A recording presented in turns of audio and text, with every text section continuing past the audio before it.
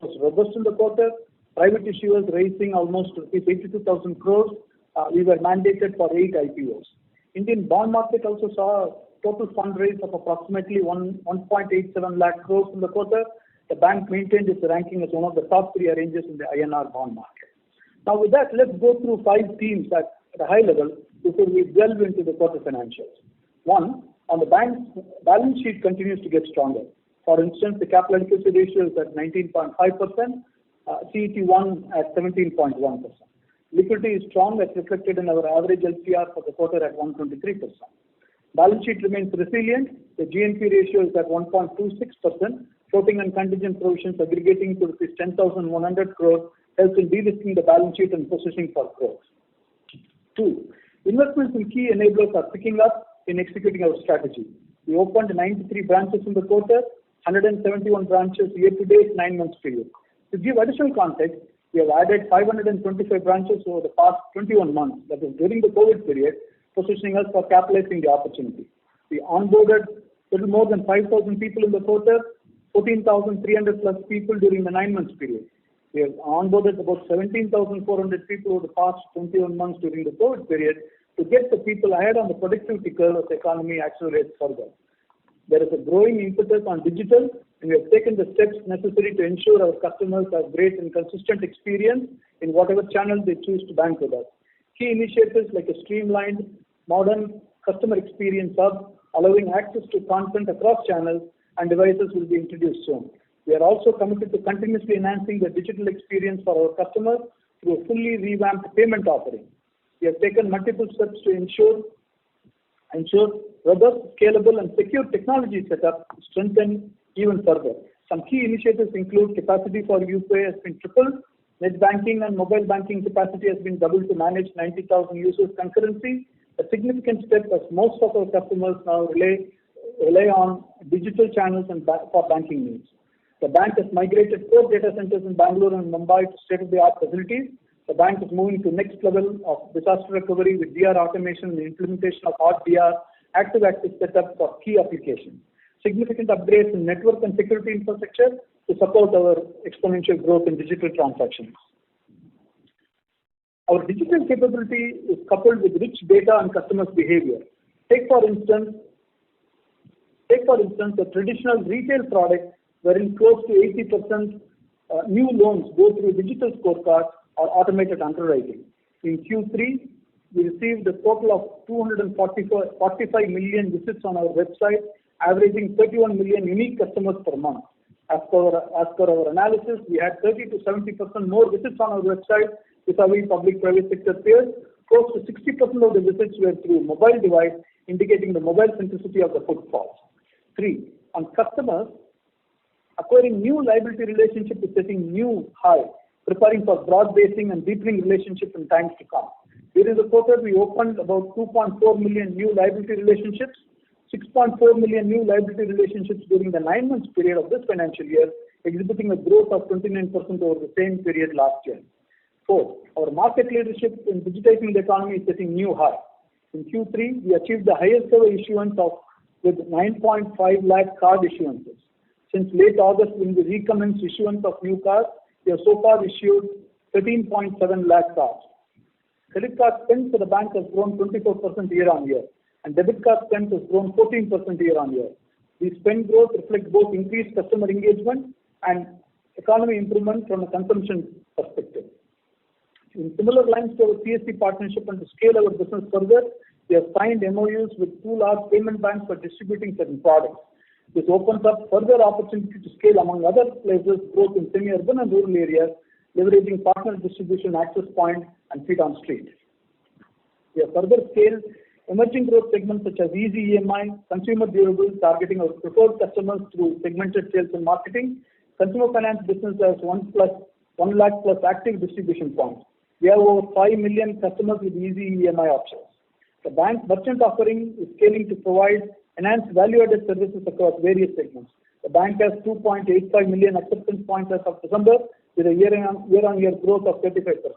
The bank's acquiring market share stands at approximately 47%, with a 19% share in terminals, processing about 300 million transactions per month.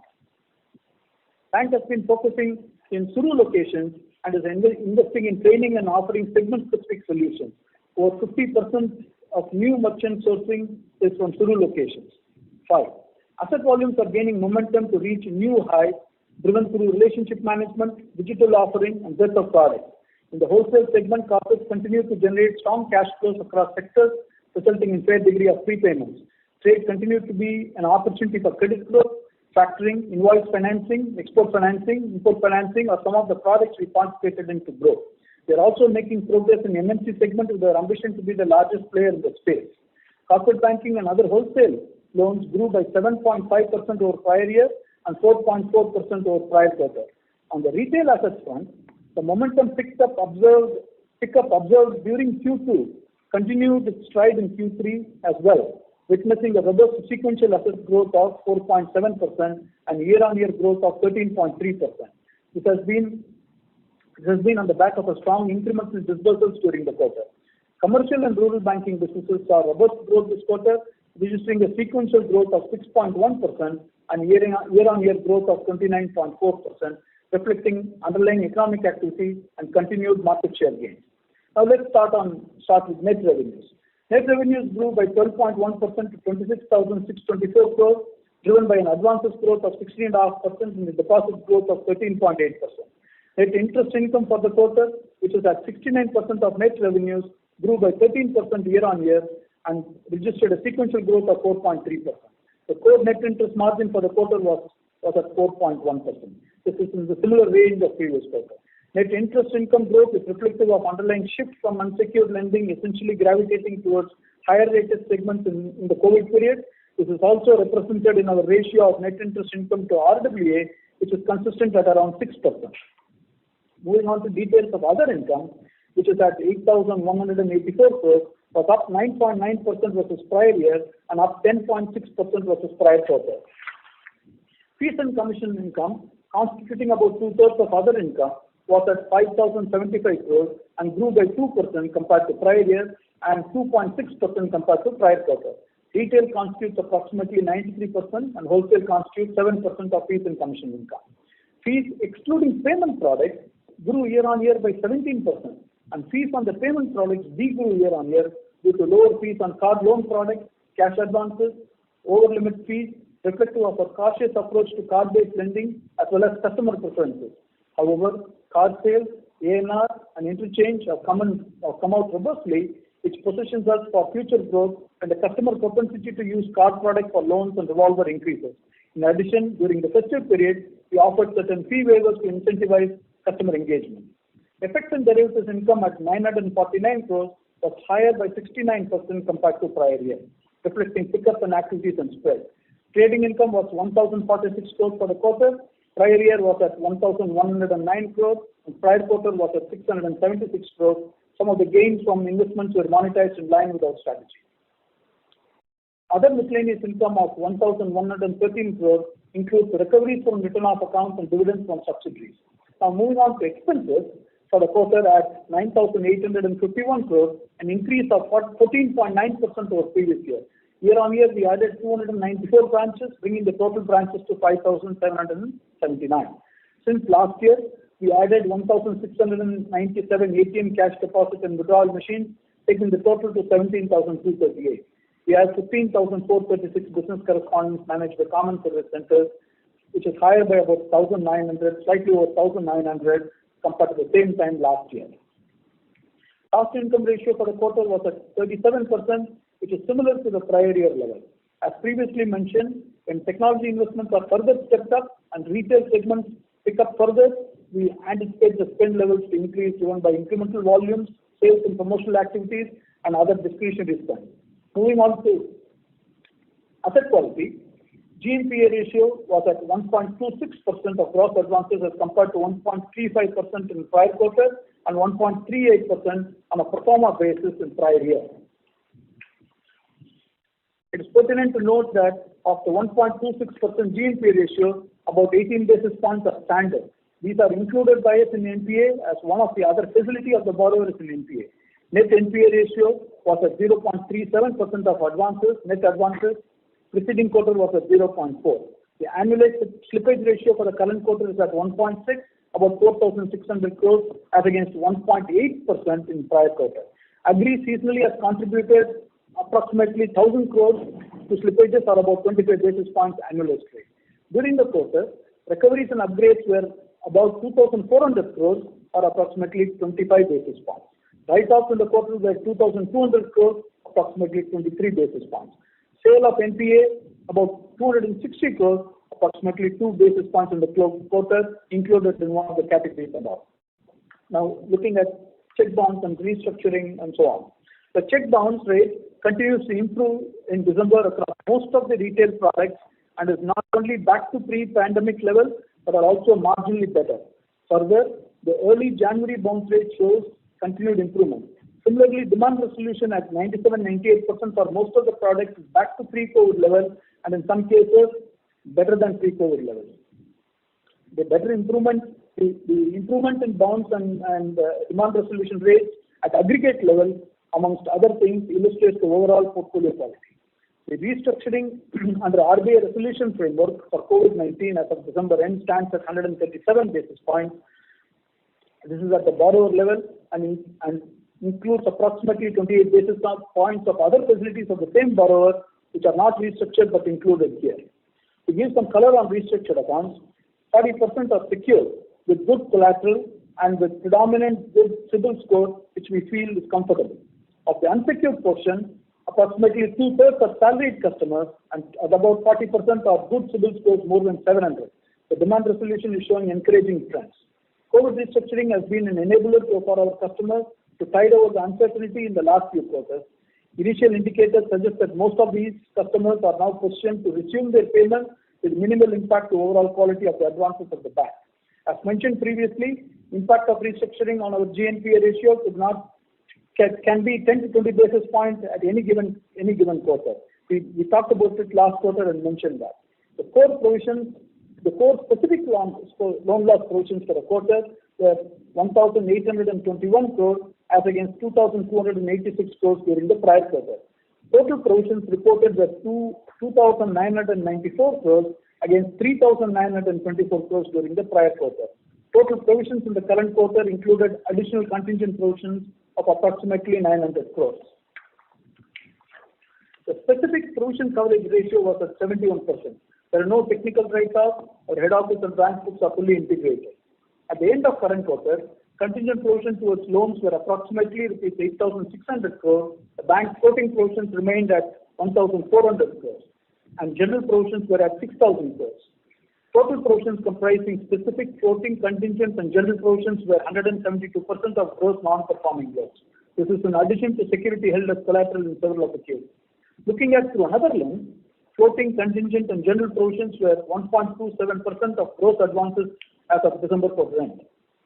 Now coming to credit cost ratios, the core credit cost ratio, that is the specific loan loss ratio, is at 57 basis points for the quarter against 76 basis points for the prior quarter and 116 basis points on a pro forma basis for prior year. Recoveries which are recorded as miscellaneous income amount to 25 basis points of gross advances for the quarter against 23 basis points in the prior quarter. Total annualized credit cost for the quarter was at 94 basis points, which includes impact of contingent provision of approximately 30 basis points. Prior year was at 125 basis points. Prior quarter was at 130 basis points. Net profit for the quarter at 10,342 crores grew by 18.1% over prior year. We'll give you some balance sheet items, color on some balance sheet items. Total deposits amounting to 14,45,918 crores is up 13.8% over prior year. This is an addition of approximately 40,000 crores in the quarter and 1,75,000 crores since prior year. Retail constituted about 83% of total deposits and contributed to the entire deposit growth since last year. CASA deposits registered a robust growth of 24.6% year on year, ending the quarter at 6,81,225 crores, with savings account deposits at 4,71,000 crores and current account deposits at 2,10,000 crores.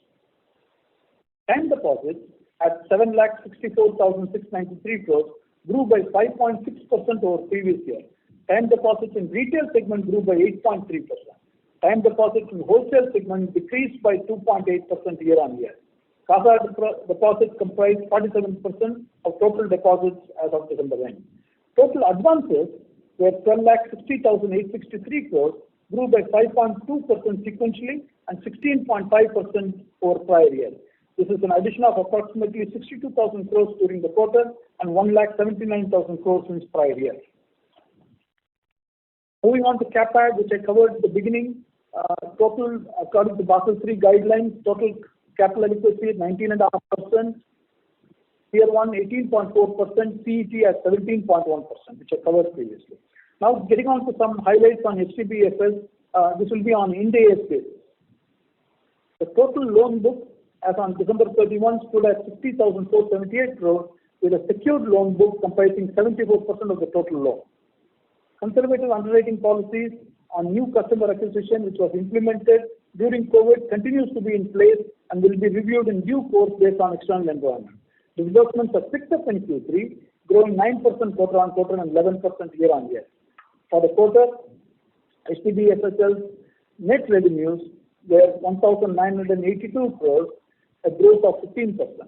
Provisions and contingencies for the quarter were at 540 crores, including 97 crores of management overlays against 1,024 crores for prior year.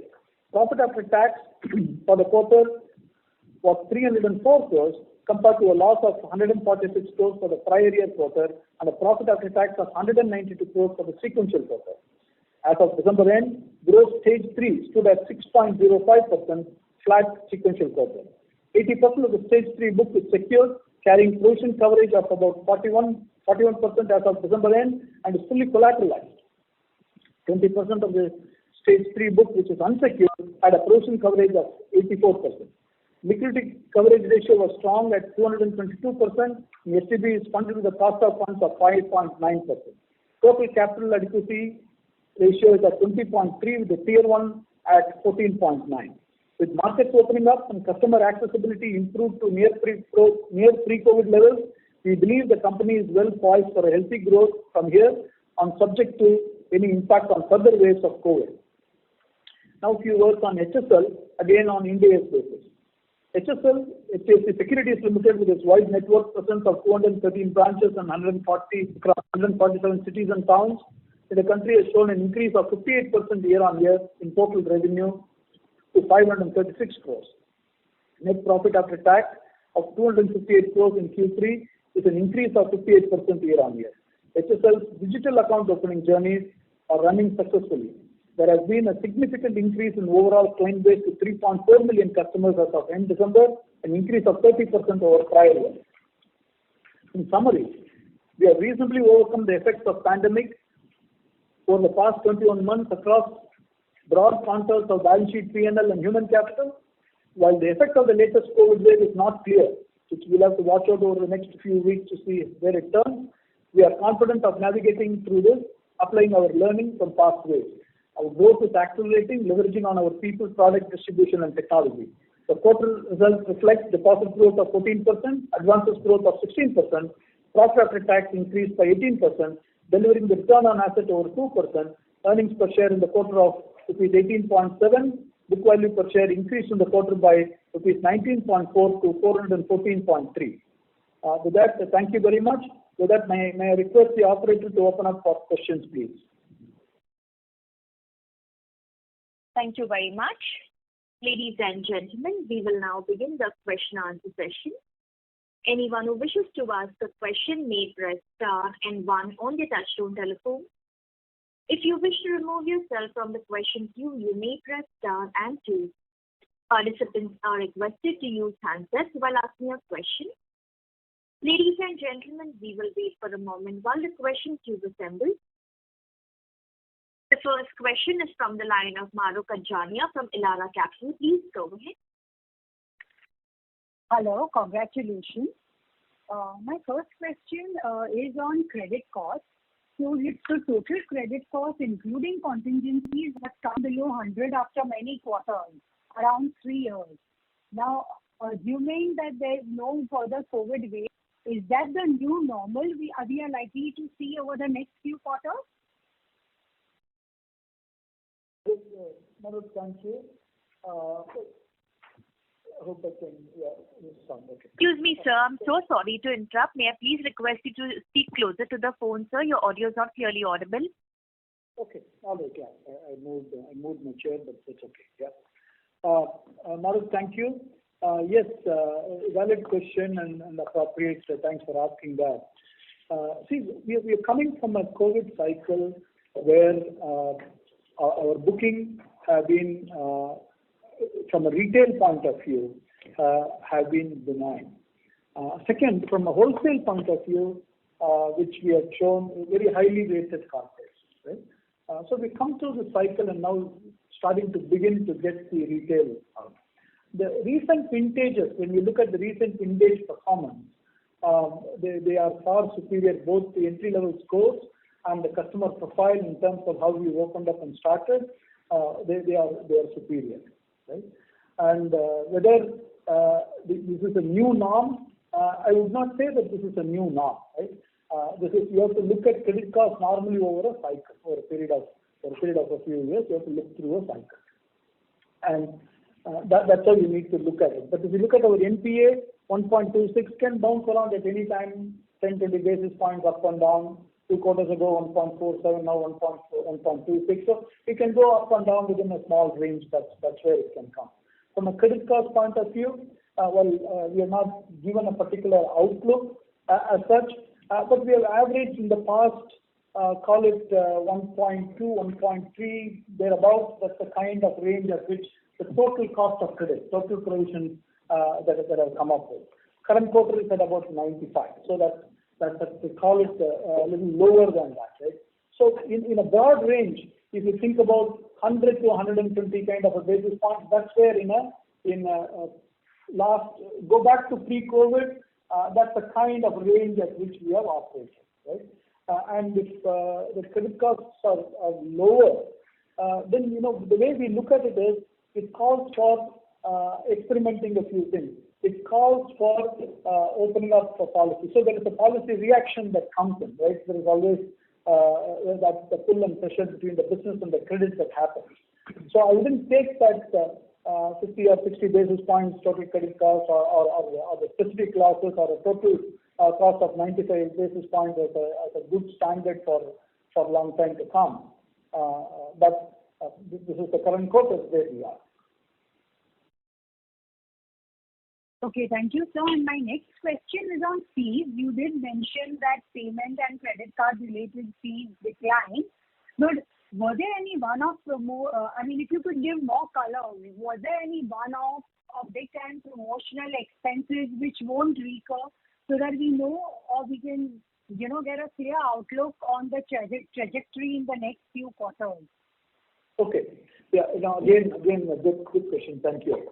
See, the fees, 5,000 odd crores that we reported is 2%, right?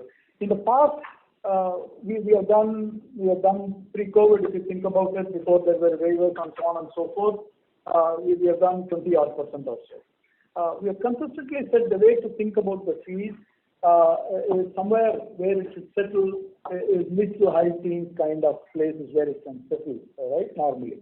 And again, this quarter, if you think about excluding the payment products, it is at about 17%.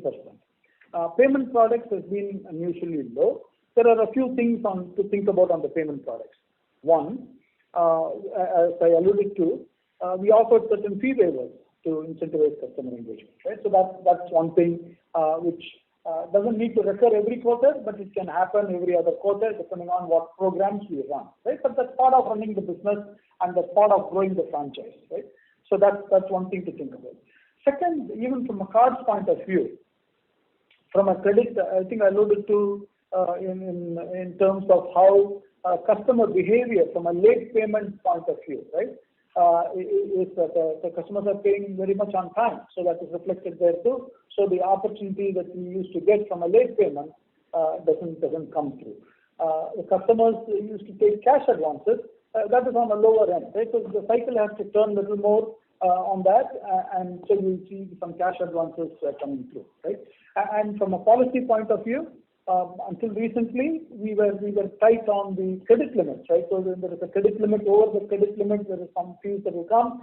That is also lower because from a policy point of view, we've been cautious on that, right? But as we speak now, the policy review has taken place, and we are getting to business as usual, subject to another wave of what it does and so on, right? So that is one aspect that you think in terms of the impact. But then the broader context is required in terms of what is the overall, right? So if you think about the customers itself, particularly I'm talking about the payment products, the card customers, right? The credit line utilization is at a low. It's like on day X of the pre-pandemic level. So while the spend levels are up 24%, and the interchange is quite robust and good with a good yield that we get on that, but the credit line utilization has got much more to go to get back to the pre-pandemic level. So that's one thing on the people who are spending. So that's when they're paying. And then if you think about this, they are all paying, what is happening to their revolver types, right? That is also at about 0.7 to 0.8 of the pre-COVID levels in terms of the revolving on cards. So there's much more room for people to get into those revolver types, right? So that's part of what the strong quality of the book that exists today, right? And that is part of what some of the fees that come are also muted, which are connected to that. I'll give you another perspective to think about on the cards business itself, right? On the customer's liquidity. Deposit balances, most of our card customers, have liability relationships with us, right? We have good amount of liability relationships. Card customers contributed almost 4x, this is pre-COVID, right? If you access the advance, you access the AMR of cards, which is the card loans on books, at an aggregate level. At an aggregate level, the liability balances of the card customers were typically 4x. Right now it is 5x. So which means customers are sitting in good amount of deposits and liability balances with that. So this is the economy has come down now.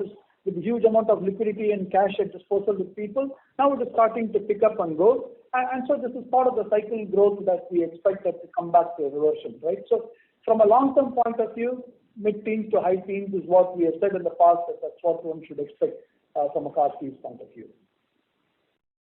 Thanks. But how, in your assessment, how many quarters would it take to reach that long term? It depends. It's a combination of both the environment, the economic activity in the environment, and the customer behavior to get on with that. Could be 2, 3, 4 quarters. I would expect that. I don't want to venture to predict exactly what it is because there's no exact science that tells where it is. But typically, that is what you would see that it takes for a maturity model to operate. And similarly, the same thing applies to if you think about the PPOP, it is very similar, right? Whether as the loan growth gets back, the PPOP should more or less mimic the loan growth. That is what historically that we have shown. That is where historically we have performed, right? That is the kind of what the loan growth is, the headline. That's what most of the lines operate tend to be similar as we go along.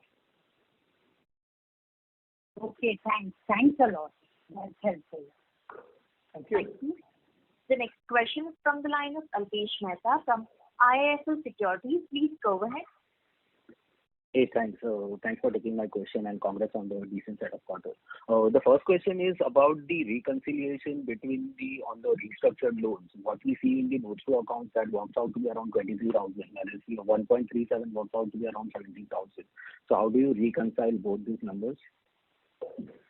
Okay. You see what you said? When I see notes to accounts, the total number works out to be around 18,000 crores. Plus there would be a R1 number. So both put together is around 25,900. Notes to accounts also mentions that the double counting between R1 and R2 is around 2,700 crores or something like that. So the net number works out to be around 23,200 crores, whereas our comment shows that it's around 17,200. So that is the gap of this around 6,000 crores.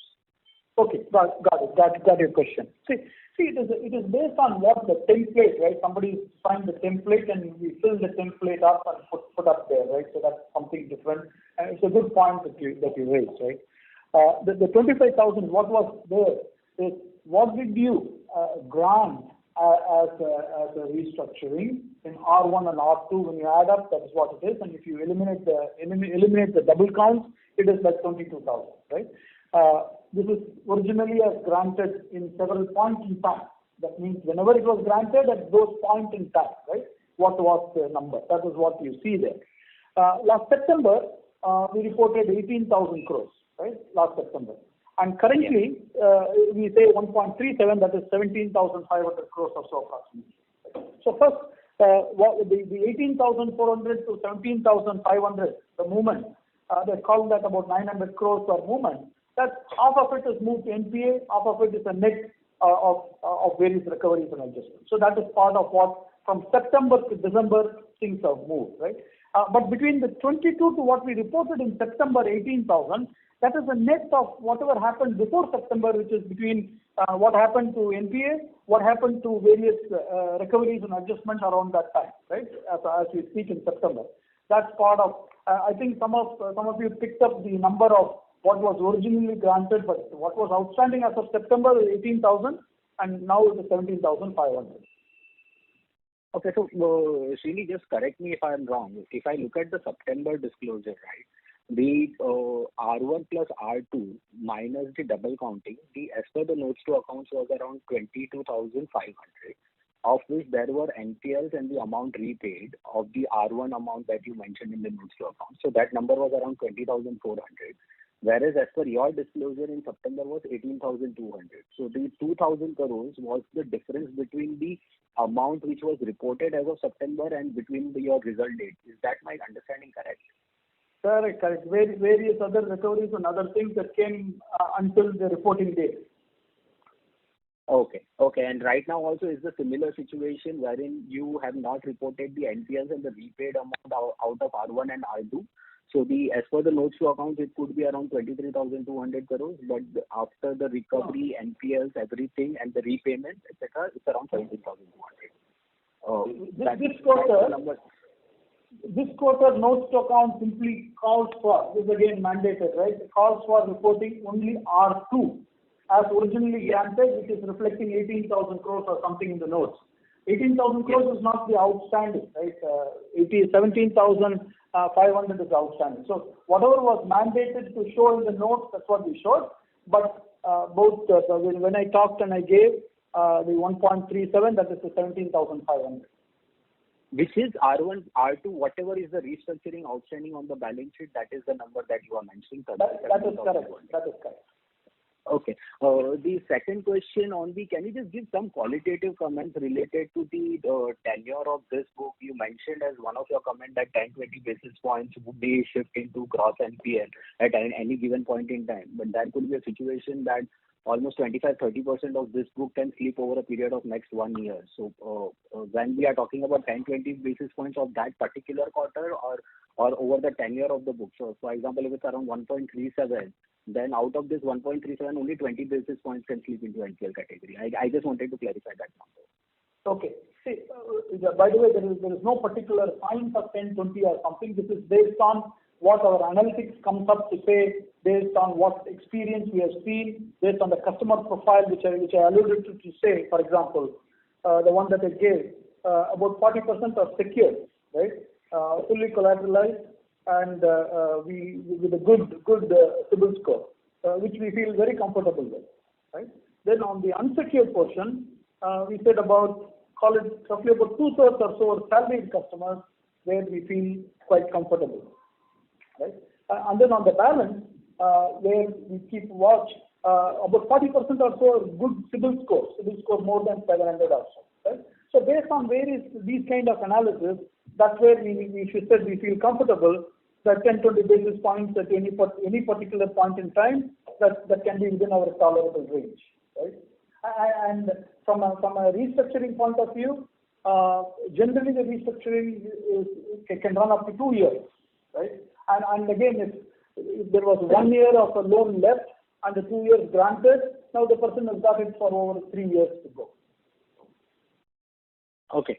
So just clarifying over here is almost 15 to 20% of the book can slip as per your analytics.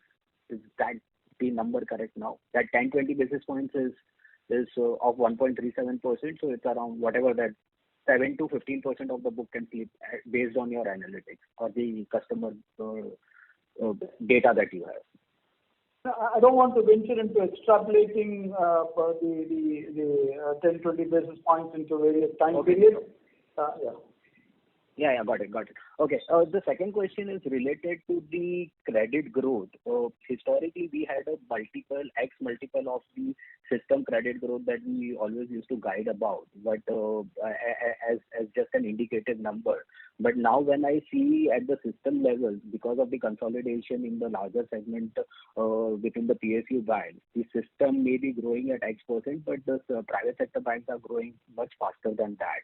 And some of our larger peers are also growing at a significantly higher rate than that of the system. How do we see our credit growth? Do we still maintain that X percentage that we used to talk about in the past, or we can have a better opportunities to grow much faster and gain market share? Secondly, your comments on the three specific products. One is payment products. Second one is the commercial and rural banking, which is growing very fast at around almost 30% YOY.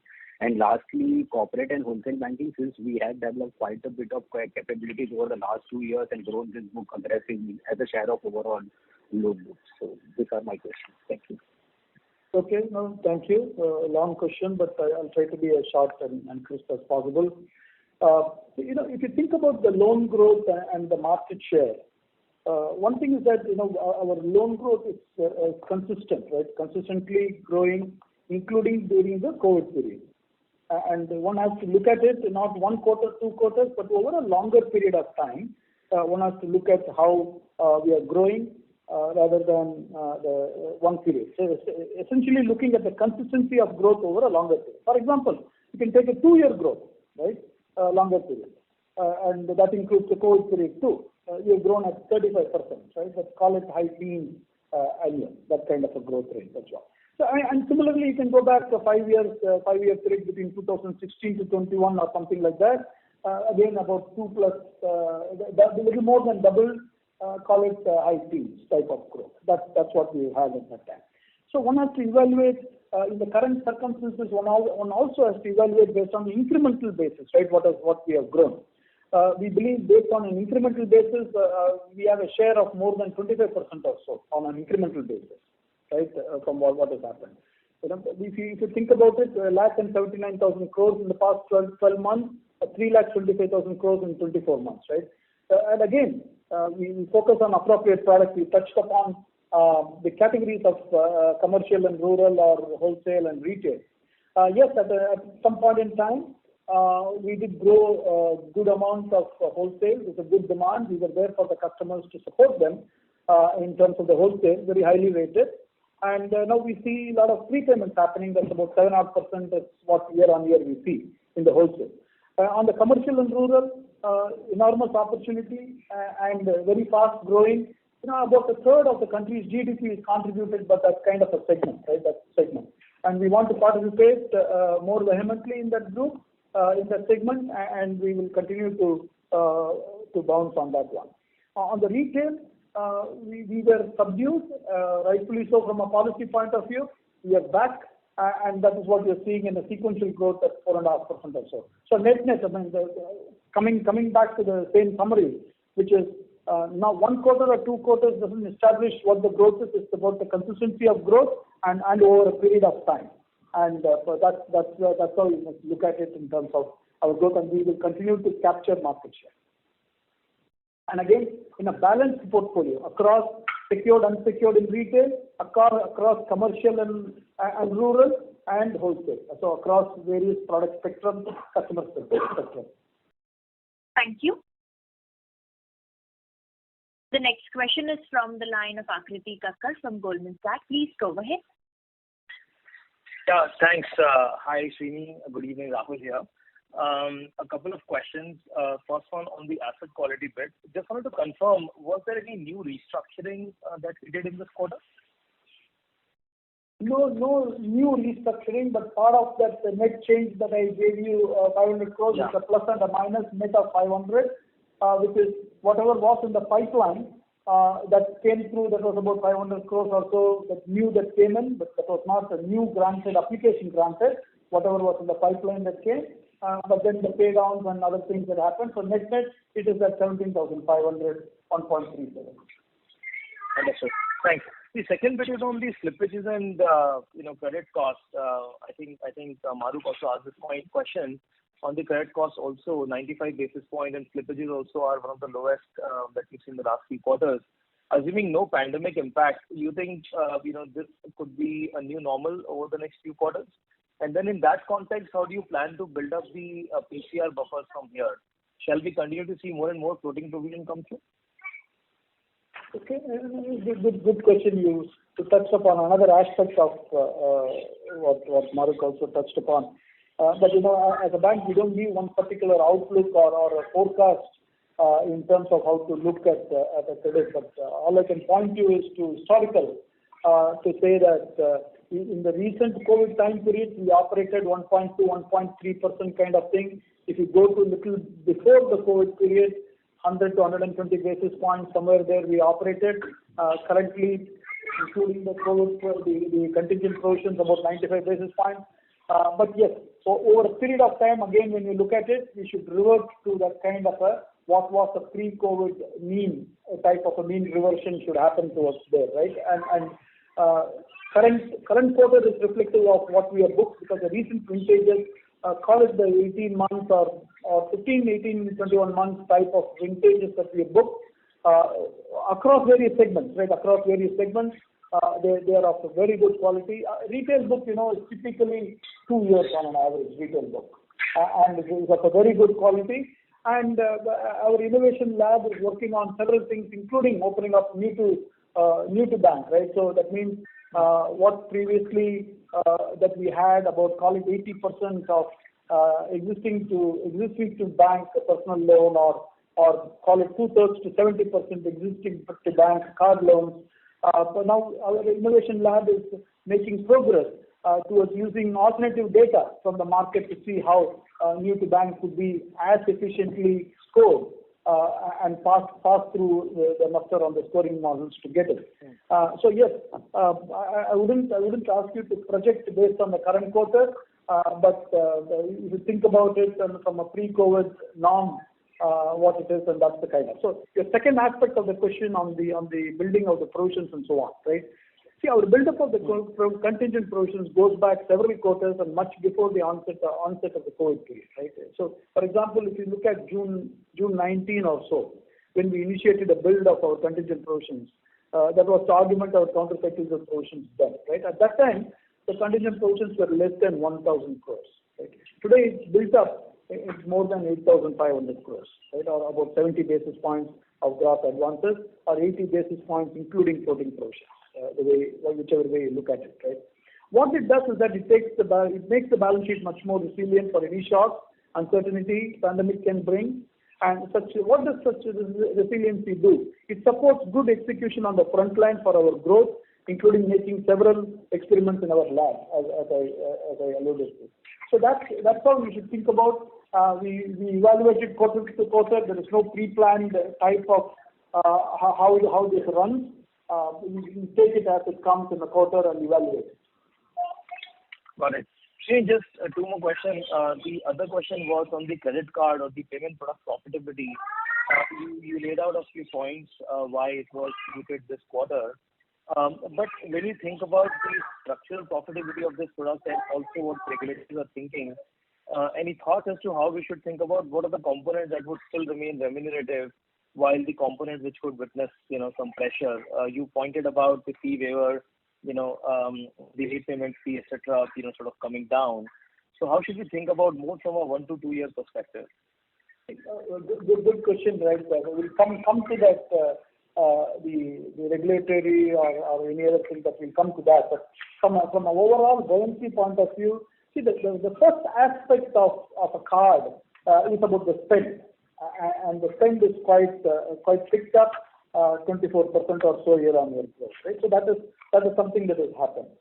And the next thing, as the spend goes up, the credit line utilization needs to go up. As I said, the credit line utilization due to the spend coming down over a period of the COVID came down. Now it needs to go up. That is still credit line utilization is at about 0.8 of the pre-pandemic level.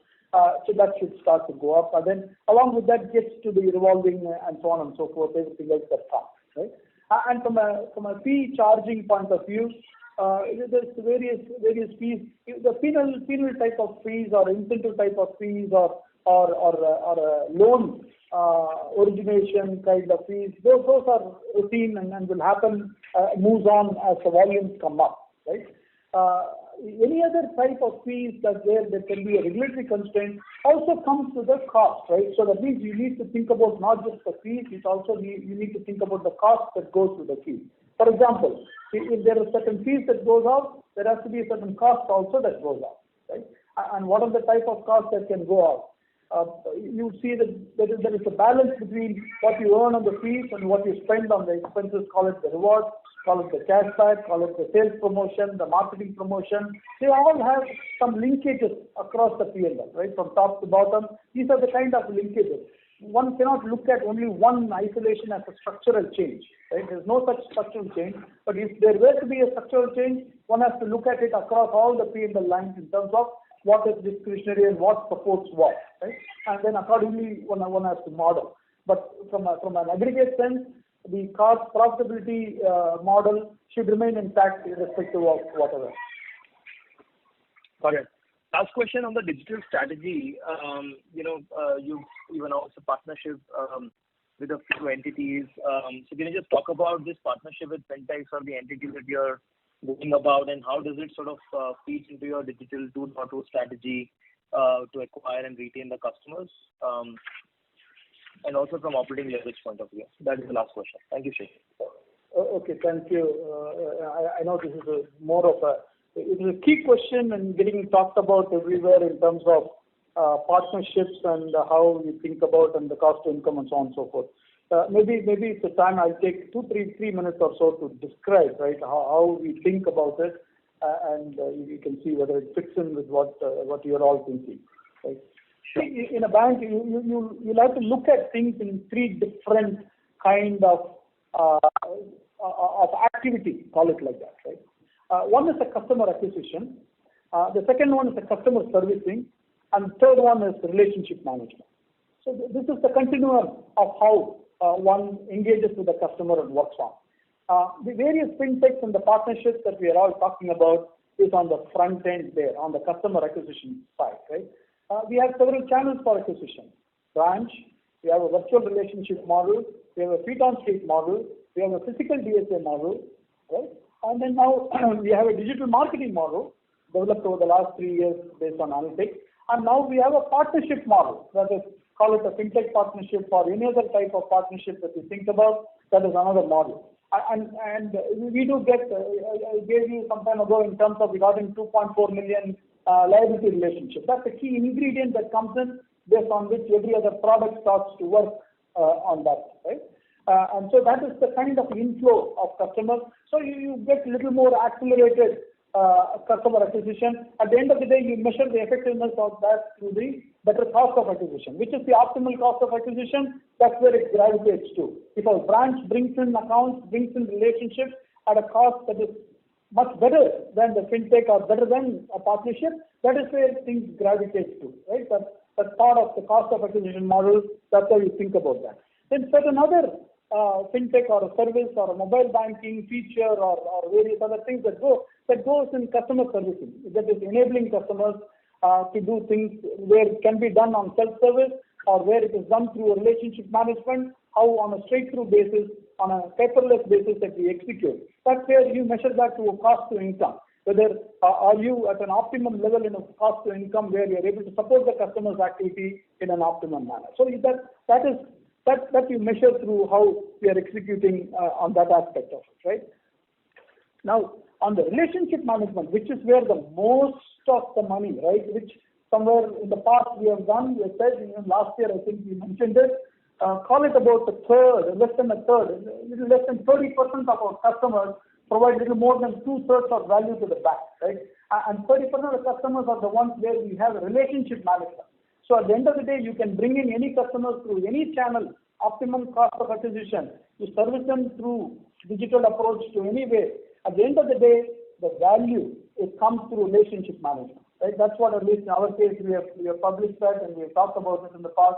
So it is about the relationship management that brings in. Now, there are certain things in relationship management.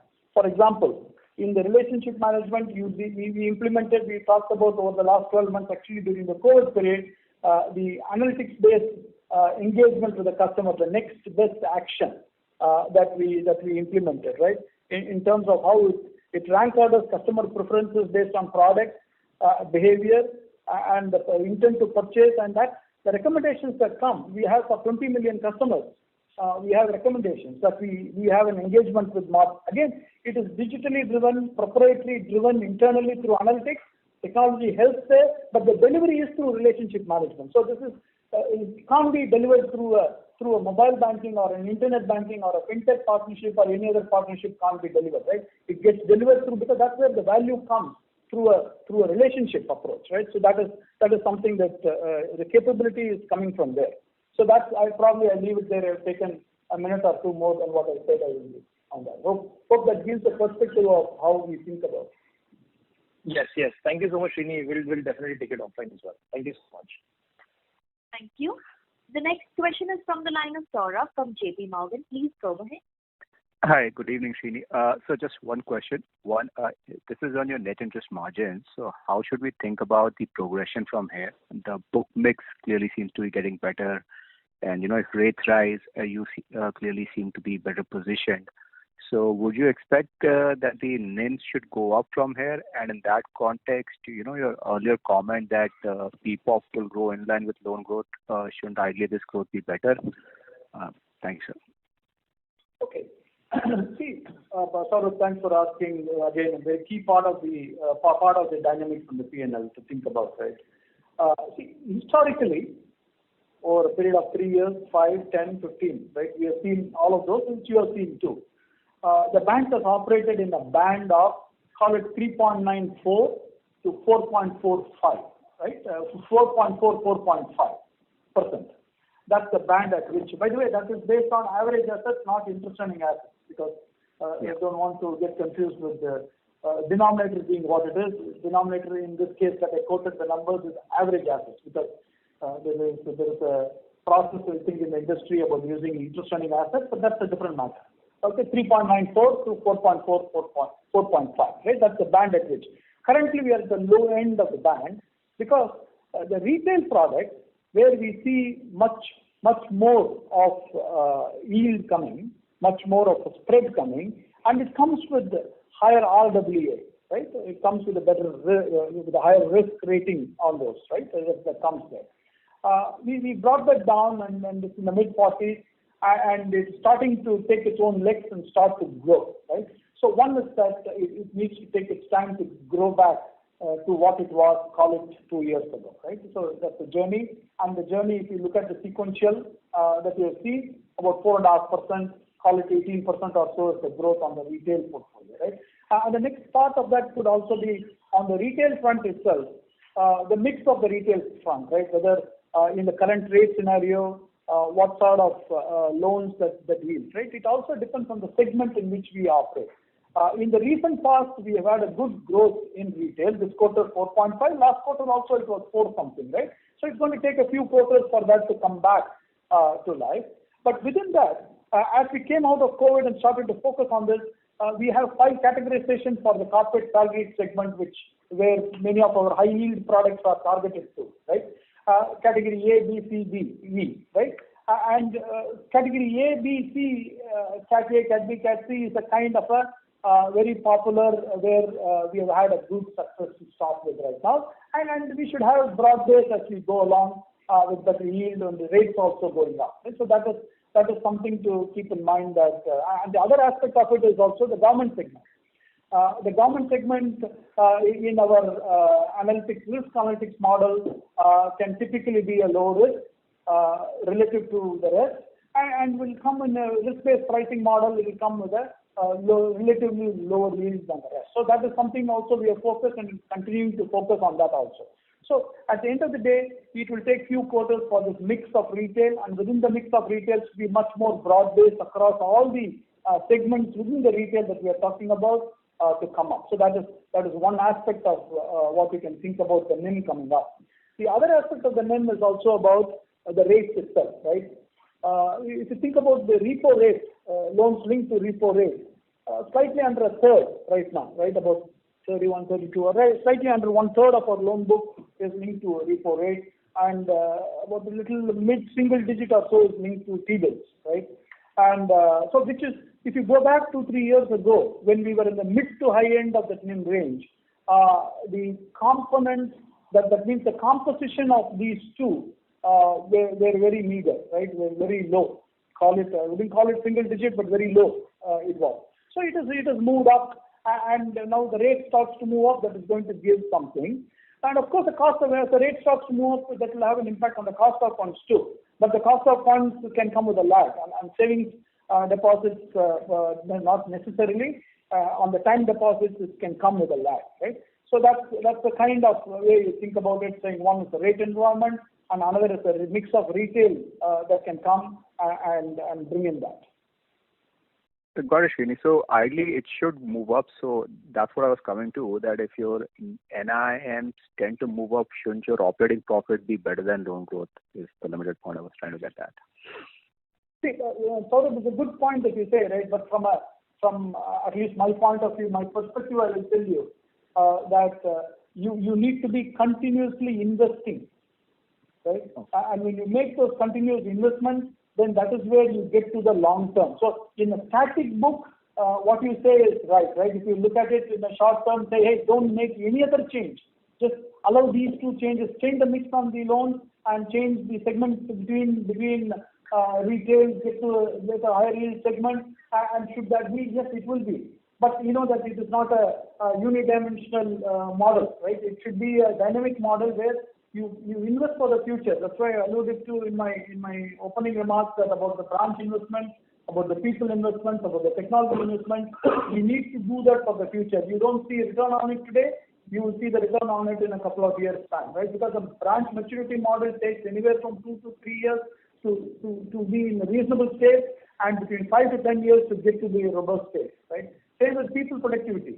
And so we need to make those continuous investments on those, and so that is why the one that I mentioned, that the pre-provision operating profit or PPOP mimicking kind of a lending growth rate.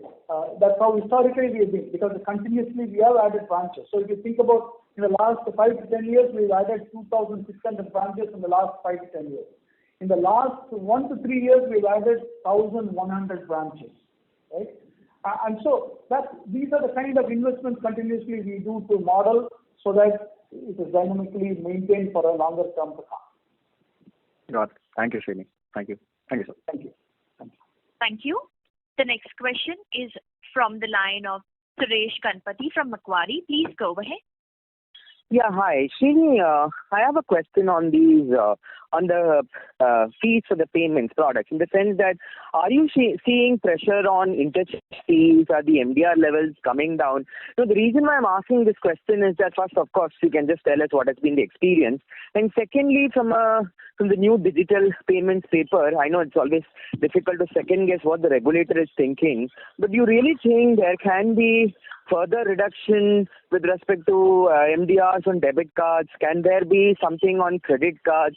Can UPI be monetizable? I'm just asking all these questions because everything has got to do with the payment related fees. So if the regulator is thinking only in one direction, just to bring down the transaction cost, then this is not going to be one quarter phenomenon. You're going to be prepared for subsequent several quarters. So how is the management thinking about taking care of some of the regulatory challenges here? Thanks so much, Srini. Yeah. Thank you, Suresh, and it's indeed important to address it and think about and say about what we think, right? There are two aspects to this. One is the experience itself in terms of what we see on the interchange or the interchange or the MDR. There has been no pressure on interchange or MDR from a rate point of view, right? It has been quite steady and quite nice. So that is something from our recent experience that has not been inhibiting our kind of a fee line. The rate is quite all right. Now, when the MDR will address that because it is easy to address, will come to interchange. See, MDR, we don't make on a net basis, we don't make much. We don't make anything on MDR for that matter. That means if it is an internal customer, that means we have an issuing card, our MDR business pays interchange to the issuing card, right? So, and if it is a third-party card, office card, our MDR business pays interchange to a third-party issuer, right?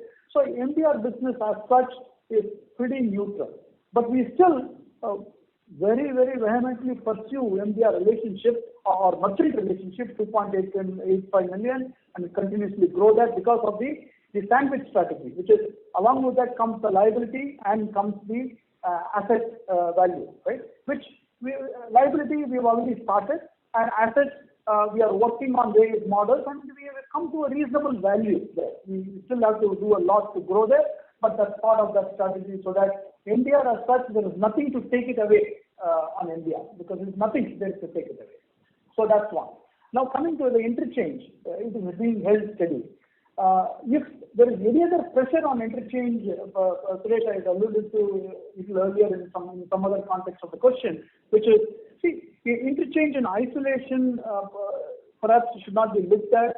Interchange should be looked at in context of what is the reward that is offered on the card, right? What are the reward cost of the reward points, cost of the cashback points that are cashback cost which is there, cost of the sales and promotion marketing type of costs that are there, right? So these when you draw a P&L only on the sales, so that means keep the revolvers to the side, keep those people who do the cash advances and who do the limit enhancements or spend more than the limits and who habitually pay late, and keep them to the side, right? And you say pure transactors, if you see and you draw a P&L on the transactors, it is like that MDR sandwich strategy. You keep the customer engaged because you got a float on the liability side with the customer, and you're able to do certain things on the asset side of the customer. So if the interchange for any reason, right, which you can't predict, but if any reason that has to move up or down, then you get the other levers on the P&L gets operated, right? Which is when you look at reward, when you look at your cashback, then you look at your marketing and sales promotion, and so you look at all of those and try to manage the P&L to profit. Okay. Thanks. Thank you. Yeah. Thank you. Ladies and gentlemen, that was the last question for today. I would now like to hand the conference over to Mr. Vaidyanathan for closing comments. Oh, okay. Thank you, Janet. Thanks for all the participants for dialing in today. We appreciate your engagement. And if you do have anything more that we could help you from your understanding, Ajit Shetty in our investor relations will be available to talk at some point in time in the future. Please stay in touch with us. Thank you. Thank you. On behalf of HDFC Bank Limited, that concludes this conference. Thank you all for joining. You may now disconnect your lines.